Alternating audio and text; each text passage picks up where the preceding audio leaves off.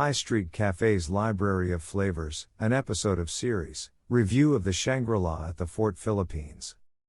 Breakfast at the lobby-level High Street Cafe felt like we'd been turned loose in the equivalent of a culinary library.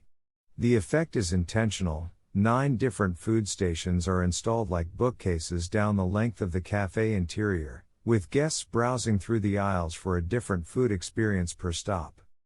I had a laksa craving that morning, which the High Street Cafe's Chinese cuisine station promptly obliged, a creamy noodle-and-coconut-milk stew that I garnished on my own with fried garlic, raw onion slices, and a single hard-boiled egg.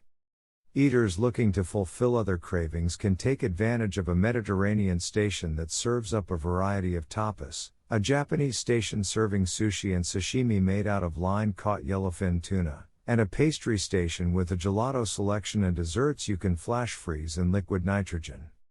Other dining establishments at the Shangri-La at the Fort include the Samba Poolside Resto Bar serving South American cuisine, Canton Road, a Cantonese and Haiyang restaurant, the Raging Bull Chop House and Bar, and Limitless, a 2-level watering hole.